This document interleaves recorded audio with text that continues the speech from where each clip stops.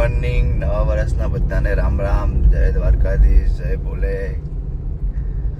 નવું વર્ષ બધા માટે સારું જાય એવી પ્રાર્થના કરું છું. હું અત્યારે હાલત મંદિરેથી દર્શન કરીને નીકળ્યો છું બહાર જવા માટે. નવા વર્ષનું એક બે કામ છે, સારા એવા પતી જાય આપણા, એટલે બહુ સારું છે. ને આપણે હવે નીકળી ગયા છે ઘરેથી. દર્શન બધું પતાવીને મંદિરે જઈને જય ભોલેનાથ બાપા. ચલો, હેપી ન્યુ યર તો આપણામાં આવતું જ નથી કહેવાનું. હિન્દુ છે આપણે, એટલે આપણે રામ રામ જ કહીશું. જય શ્રી રામ બધાને. જોતા રહેજો આગળ બ્લોગ, મજા આવશે.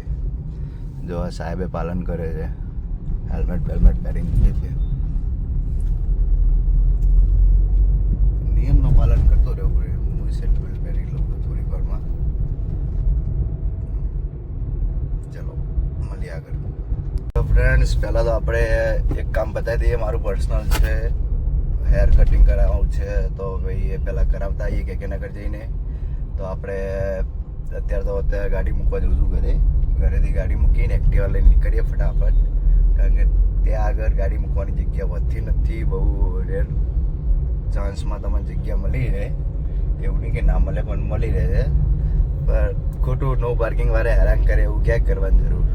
તો આપણે ફટાફટ એક્ટિવા લઈને જઈએ અને પહોંચીએ. પહેલાં તો ગાડી મૂકી દઈએ, પછી એક્ટિવા લઈને જઈએ. ચાલો તો મળીએ આગળ. તો ફાઇનલી આપણે નીકળી ગયા છે. એક્ટિવા લઈને શાંતિથી બેઠા છે.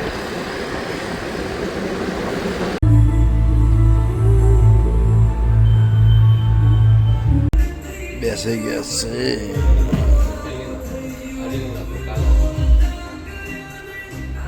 વિડીયો ત્યાં ના ઉતારી શક્યો.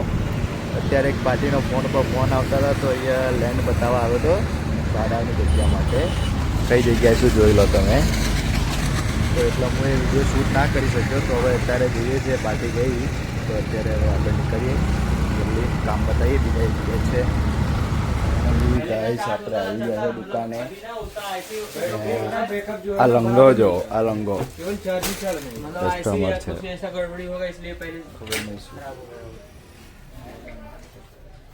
શું થયું? આઈસી ખરાબ થઈ ગઈ.